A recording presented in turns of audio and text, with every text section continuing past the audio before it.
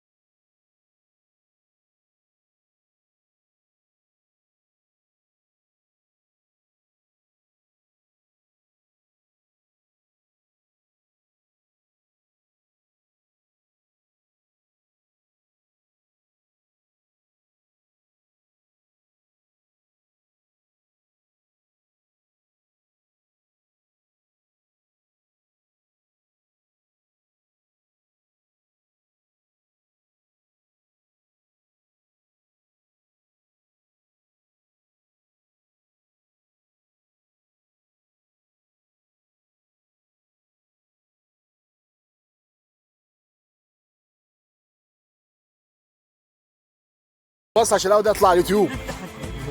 ايوه بتاعتي. بص يا ايوه، حاول تزود الرمله. ايوه والله يبارك لك، انا عايزها مرمله. عايز احس بحواشه. يلا يا عم.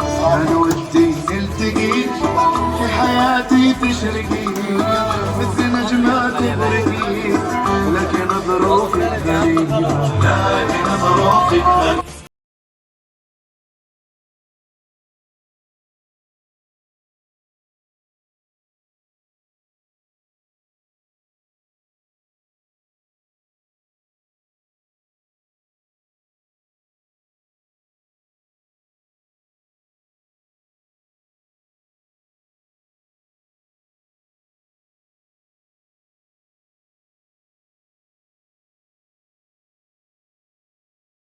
كان بساطته وجماله، وبرغم ان فيه كل حاجه، فيه السوبر ماركت اللي فيه الحاجات الاجنبيه بتاعتهم، وفي المكان المصري الاصيل للتسوق والقعده، وفي يعني كل ما تشتهيه الأنفس من اندماج ما بين المصري وما بين الأجنبي اللي هم يحبوا. واخيرا اصحابي طلعت القهوه المرمله الجميله دي، اشربها معاكم. لا جميله.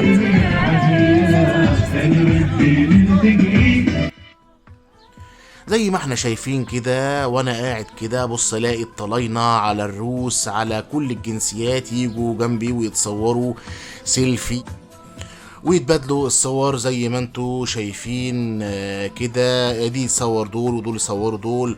هم مبهورين بالمكان لانه مكان عربي اصيل وحابينه جدا جدا. البرنامج بتاعنا ان شاء الله اللي هنعمله النهارده مش شرط اللي انا هقوله ده اللي احنا هيبقى بالترتيب، بس ده البرنامج بتاعكم بسرعه النهارده هقوله لكم، وكل مكان هنروحه هبتدي شرح فيه من اول وجديد كشرح مخصص او مبسط للمكان كله. احنا النهارده ان شاء الله هنطلع جبل، هنشرب شاي بدوي. هناك هقول لكم الشاي ده معمول بايه ومحطوط ايه على الشاي، والبدوي هنا بيستخدموا العلاج ايه.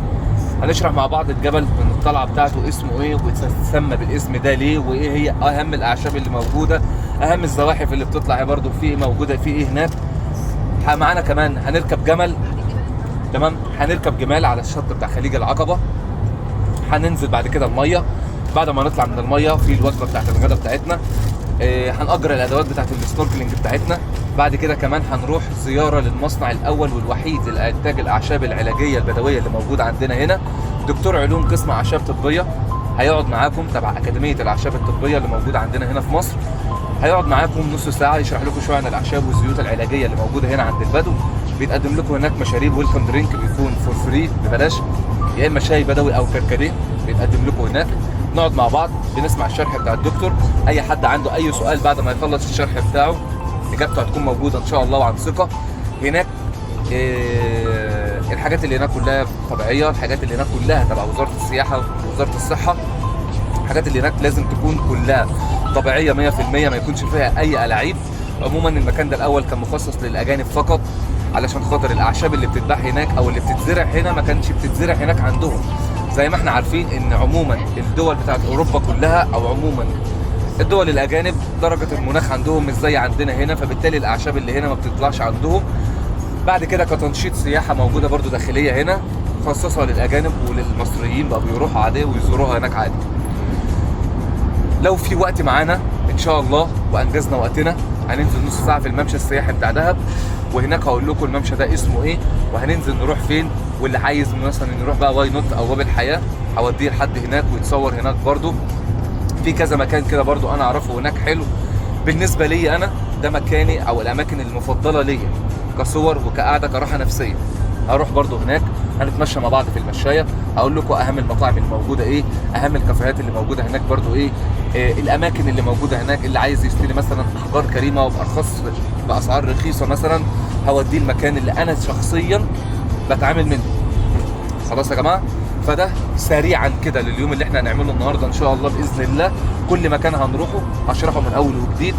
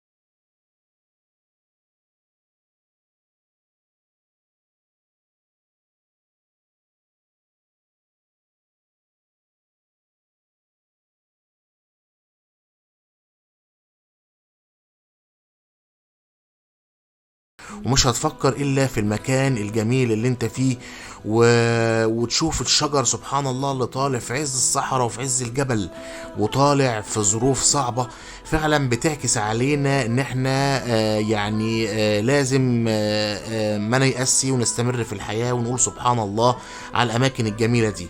طبعا هنا ما بين كل حتة والتانية زي ما احنا شفنا البيتش باجي، عشان المصريين او الاجانب كله بيحب هنا يمشي في وسط الجبل بالبيتش باجي. طبعا متعة غير اي متعة تانية، ولا تقول لي عربية ولا تقول لي اي حاجة لما تمشي بالبيتش باجي في وسط الجبل وتتعرض للرملة وتتعرض للجو الجميل اللي احنا شايفينه. هنا وقفت العربية في استراحة بلانت كانيون، ودي استراحة في قلب جبل الطويلات، دي اليافطة بتاعتها. احنا دلوقتي نزلنا من العربية بتاعتنا وداخلين على الاستراحة دي، عشان زي ما قلت لكم كده دي بقى مكان تاني اسمه خيمة الطباخ، ونعيم بيعمل ولايم وحفلات البدوية بالليل بتتعمل فيه، بيبقى كله انوار واضواء، وهنتكلم عنه تاني. زي ما قلنا الناس بتقعد في المكان ده، الكبار بيقعدوا بيشربوا الشاي والكافيه، واللي يقدروا بقى يطلعوا الجبل يشوفوا المكان من قمة الجبل بيطلعوا وبيتصوروا صور تذكارية زي ما هنوريكم كده، وكمان في حفلة. تابعوا معانا. محطات شمسية أصحابي، دي محطات شمسية وإضاءات تحفة، والإعداد العربي بتاعتها جو تحفة دلوقتي وجميل جدا.